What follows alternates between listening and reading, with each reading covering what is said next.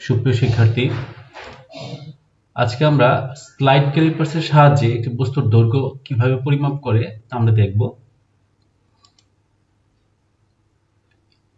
আমরা দেখতে পাচ্ছি যে অংশটি সেটা হচ্ছে স্লাইড ক্যালিপার্সের, আমরা একে বলি প্রধান স্কেল বা মূল স্কেল। সাধারণত হচ্ছে আমরা যেই সেন্টিমিটার স্কেলটা ব্যবহার করি তাকে বলা হয় প্রধান স্কেল। এটা হচ্ছে প্রধান স্কেলের শূন্য দাগ। এর সাথে ছোট্ট আরেকটি স্কেল আমরা যুক্ত করি। ছোট স্কেলটিকে বলা হয় ভার্নিয়ার স্কেল। জনাব পিয়েরে ভার্নিয়ার এই স্কেলটি আবিষ্কার করেন। এটা হচ্ছে ভার্নিয়ার স্কেলের শূন্য দাগ। এখন প্রধান স্কেলের সাথে যদি আমরা এই ভার্নিয়ার স্কেলটি যুক্ত করে দেই তাহলে তৈরি হয় স্লাইড ক্যালিপার্স। এটা প্রধান স্কেলের সাথে যুক্ত হয়ে এটা স্লাইড করতে পারে। প্রধান স্কেলের সাধারণত হচ্ছে, যদি সেন্টিমিটার স্কেল বলি, এর এক ক্ষুদ্রতম ভাগের মান হচ্ছে 1 মিলিমিটার।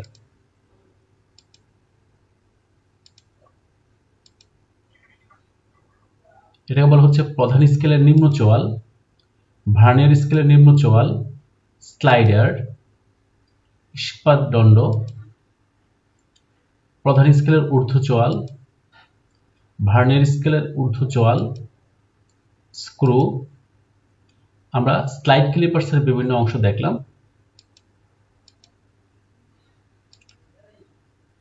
যদি প্রধান স্কেলের শূন্য দাগ ভার্নিয়ার স্কেলের শূন্য দাগের সাথে হুবহু মিলে যায় তাহলে যন্ত্রটি যান্ত্রিক ত্রুটি মুক্ত। আমরা দেখতে পাচ্ছি এই যন্ত্রটি যান্ত্রিক ত্রুটি মুক্ত স্কেল।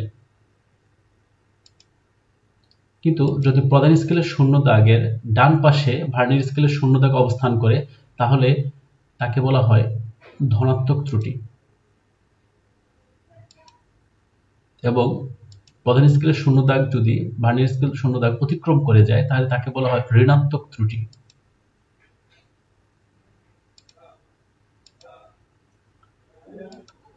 আমরা ভার্নিয়ার ধ্রুবক নির্ণয় করতে পারি। আমরা জানি প্রধান স্কেলের ক্ষুদ্রতম এক ঘরের মান ছিল 1 মিলিমিটার আর ভার্নিয়ারের ভাগ সংখ্যা ছিল 10 ঘর। আমরা প্রধান স্কেলের ক্ষুদ্রতম এক ঘরকে আমরা ভার্নিয়ারের ভাগ সংখ্যা দ্বারা ভাগ করলে পাই হচ্ছে ভার্নিয়ার ধ্রুবক, যা হচ্ছে 0.1 মিলিমিটার।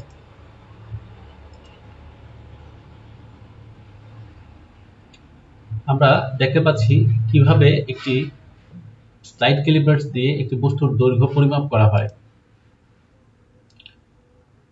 ভার্নিয়ার স্কেলের শূন্য দাগ প্রধান স্কেলের যে দাগের সাথে হুবহু মিলে যায় তাকে বলা হবে প্রধান স্কেল পার্ট এবং এম দ্বারা প্রকাশ করা হয়। আর ভার্নিয়ার স্কেলের যে দাগটি প্রধান স্কেলের যে দাগের সাথে হুবহু মিলে যায় একে বলা হয় ভার্নিয়ার সমপাতন। একে ভি দ্বারা প্রকাশ করা হয়।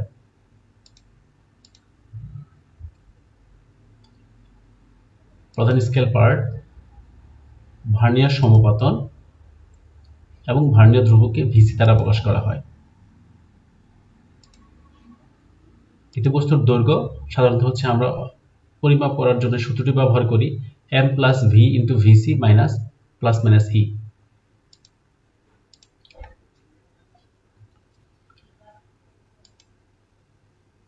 যন্ত্রটি স্লাইড ক্যালিপার্সটি ত্রুটি মুক্ত।